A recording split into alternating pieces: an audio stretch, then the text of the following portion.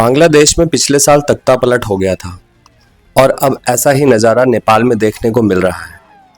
PM KP Sharma Oli के इस्तीफे के बाद देश में तख्तापलट हो गया। चर्चा है कि इस्तीफे के बाद केपी शर्मा ओली देश छोड़कर जा चुके हैं और इस वक्त की देश की कमान सेना ने संभाल रखी है और अब नेपाल में शांति की कोशिश तेजी से जारी हो रही है।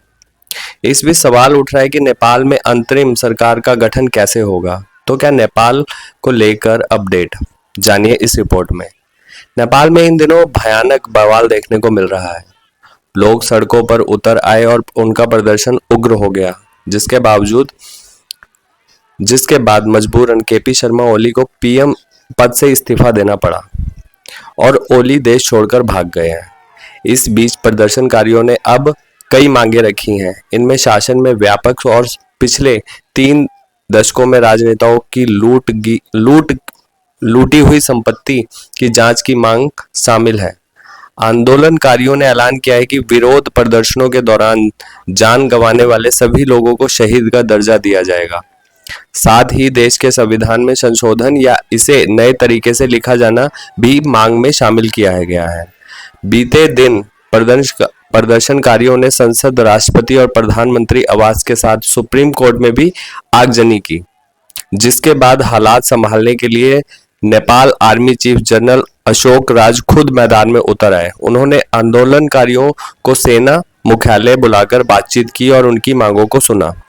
इसके साथ ही उन्होंने राष्ट्र को संबोधित करते हुए जनता से शांति का आह्वान भी किया। अब काठमांडू एयरपोर्ट और सरकार के मुख्य सचिवालय सिंह दरबार जैसे अहम ठिकानों पर सेना का नियंत्रण है। देश की सीमाएं पूरी तरह बंद कर दी गई हैं। जरूरी सेवाओं से जुड़ी गाड़ियों को ही छूट दी गई है। सेना ने चेतावनी दी है कि प्रदर्शन, तोड़फोड़, लूट, आगजनी या किसी भी व्यक्ति और संपत्ति पर हमला अब दंडनीय अपराध माना जाएगा और इसमें शामिल लोगों के खिलाफ सख्त कार्रवाई की जाएगी।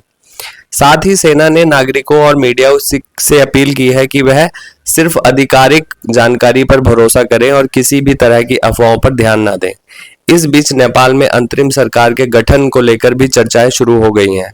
सवाल यह उठ रहे हैं कि क्या सेना ही देश चलाएगी, क्योंकि नेपाल में बांग्लादेश की तरह अंतरिम सरकार के गठन की प्रक्रिया शुरू नहीं की गई है। इस समय तो सेना ने देश का कंट्रोल अपने हाथ में ले लिया है। हालांकि देश के जो हालात हैं वे तुरंत संभलते नहीं दिखाई दे रहे हैं। ताजा खबर की रिपोर्ट।